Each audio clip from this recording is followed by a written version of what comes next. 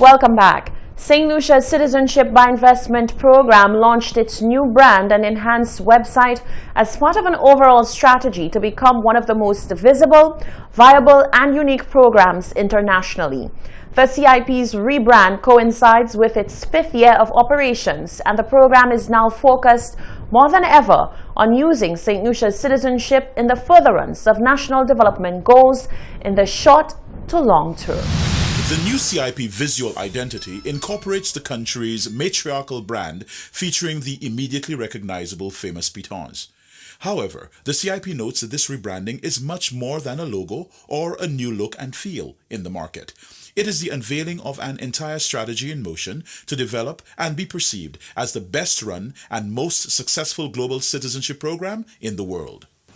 After 5 years of operating, the CIP is well poised to capitalize on an increased demand for investments via its citizenship program. Even with COVID, when we would expect that there'd be a reduction of numbers, it is the best time that CIP has witnessed over the 5 years. And I think what underpins this is the basic principle that the issue of international mobility that is so required by people is not phased by whether there's a pandemic or not. Persons want to move and they want that international mobility. And for St. Lucia, I think we were at the right time, the right place. And I think the whole rebranding and the whole narrative that we've written will really put us in good stead and will continue showing those increases in numbers. A highlight of the rebranding is the enhanced website with user experience and user interface capabilities to allow for secure online applications, and also serves as a powerful marketing tool with its rich content and information. The brand pillars and tagline for the re-imaged CIP are authentic, respected, secured. At its core here, the integrity of our program is of utmost importance. So, for example, audits. Our program is audited every year. The financial statements, the entire report of the audit is delivered on time to Cabinet in line with legislative requirement. From an integrity point of view, I can sit here and say very clearly that every file that comes to the boardroom, and indeed every file must come to the board to be decided on. So it's a board of 5 that decides on every file.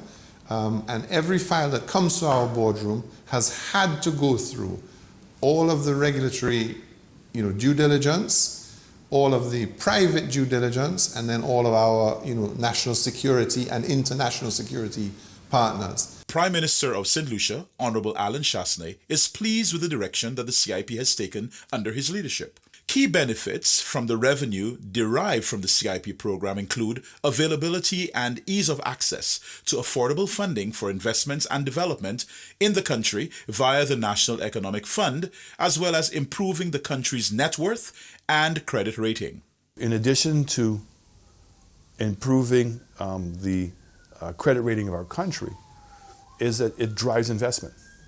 So whether it's in healthcare, whether it's in education, whether it's in infrastructure, it makes free capital, monies that, in fact, we don't have to pay for. It's like having grant money to invest in our country. The difference is my government is not intending to use it as grant money. We think that it should remain as equity or as a loan even to government in order to preserve and make sure it's a sovereign fund. This impressive performance of the rebranded CIP, even within the context of COVID-19, is good news for the country, as the program seems poised to be a significant contributor to GDP and the furtherance of national development goals. Whilst the observation of Breast Cancer Awareness Month in October, as well as the symptoms and effects of breast cancer are well known, one fairly unknown fact about the deadly disease continues to exist. That fact is that men too can get breast cancer.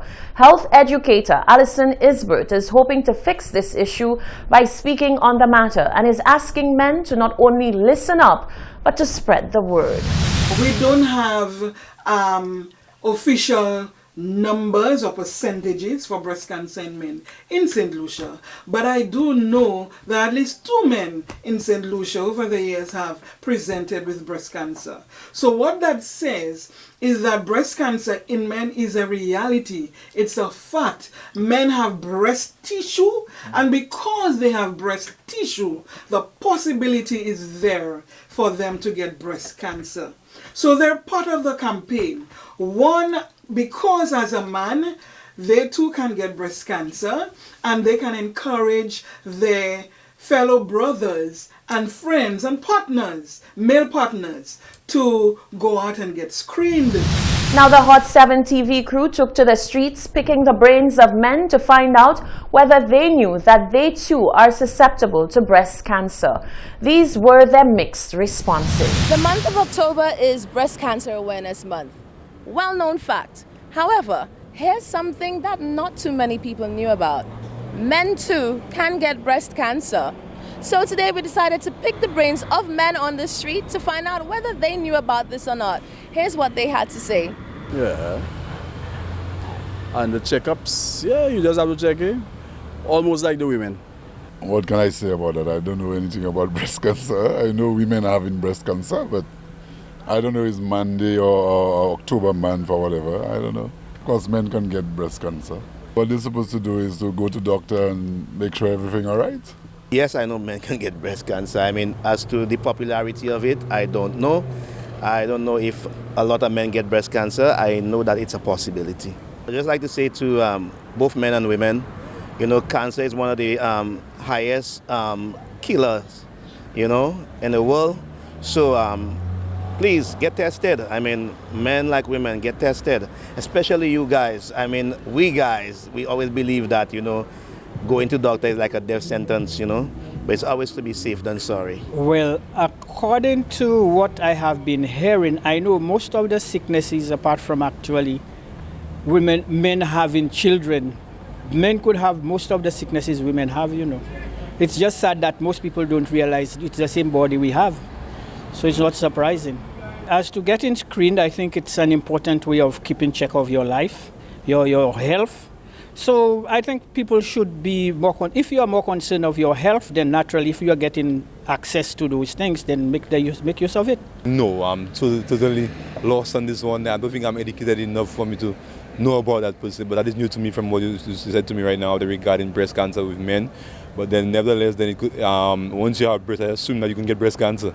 You know, understand that is so true, but that is on point. But I never knew, I was aware of it, that men can get that well too. Okay. As we go for the month of October, which is normally the Cancer Society month, where they push towards more awareness and enlightenment regarding the pandemic or the epidemic regarding cancer.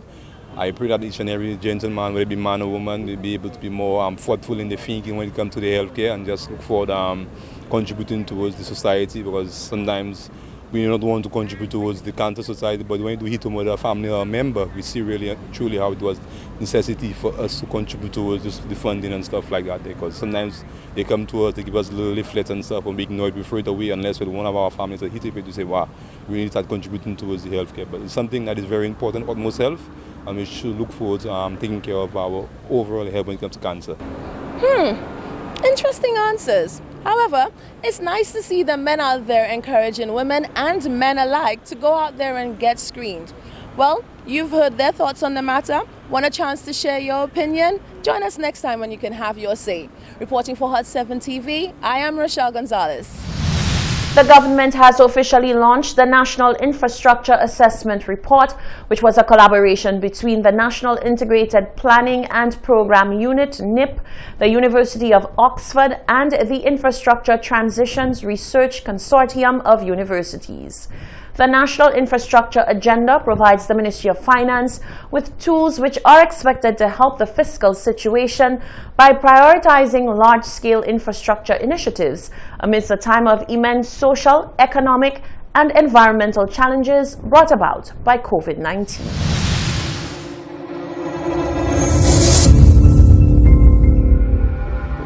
So when I talk about taking control of our own destiny, it is about understanding the capacity and the limitations of St. Lucia. Putting them in a document in which it's easy for people to understand. and having a very clear vision of where we want to go and what we're going to use, exactly what you said, sir, how are we going to measure it? The government of St. Lucia continues its thrust into achieving wholesome, long-term development, which seeks to include sustainable development goals, climate change resilience, and economic growth of the country. For too long, St. Lucia's developmental efforts have been disjointed, said Prime Minister and Minister of Finance, Honorable Alan Chasney, at the official handing over ceremony of St. Lucia's National Infrastructure Assessment on Wednesday, 7th October 2020. Prime Minister Chasney welcomed the findings of 2 years of extensive data collection and research, which will be used to shape policy and development. This assessment report establishes the first milestone in a collaboration between the Government of St. Lucia, the United Nations Office for Project Services UNOPS, and the University of Oxford Infrastructure Transitions Research Consortium ITRC. The purpose of the report is to establish a vision for the island's future infrastructure aligned with the Sustainable Development Goals. So I can't begin to tell you how important this program is and how grateful I am to UNOPS and Oxford University for helping us. Because again, many times we find out we don't have to reinvent the wheel. There are other people out there asking these exact same questions. The transformation in the British economy was this. Was to say we can't keep making the same mistakes over and over again. This report equips St. Lucia with a robust approach to infrastructure planning that can ensure that social, economic, and environmental needs are met in a range of future scenarios. Civil engineer with the National Integrated Planning and Program Unit, NIP, Fabian Felix, presented on the Evidence-Based Infrastructure EBI database developed by UNOPS. EBI addresses the need to move away from a traditional silo-based planning approach to one that recognizes the interdependence of infrastructure systems across cities, countries, and regions. He noted that St. Lucia for an awfully long time has lacked proper access to information and data, but with the Assessment Information Management System, governing agencies can make sound decisions based on the relevant data and assessment. We really want to understand the complex nature of infrastructure, combined with the uncertainties that we see over the future. And we know that requires innovation and data collection. Within the NIP, we are equipped with a researcher and an economist. They help actively with getting data from the other sectors and to work with these tools. Prime Minister Chasney stated that the engagement began in 2018 with the formation of the National Integrated Planning and Program Unit based in the Department of Finance, with the responsibility to define the overarching vision, strategy, and roadmap for the development of St. Lucia. He also went on to state that as a country, we must start to reimagine the way we do business to compete globally. Certainly for me, I can speak as long as I'm Prime Minister of this country, that this is where we're going. That we are going to sit down and we're going to compel ourselves to know where we're going and to measure investments we're doing in a much more significant way and to continue to put pressure on ourselves, because if we create a higher standard for ourselves, then dealing with the rest of the world becomes much easier. The publishing of this report is the beginning of creating linkages and synergies with governmental agencies and resources to achieve greater output and productivity as a nation. The National Infrastructure Assessment Report can be accessed by the public on the Government of St. Lucia's website at govt.lc. Reporting for the Office of the Prime Minister, I am Danielle Dubois.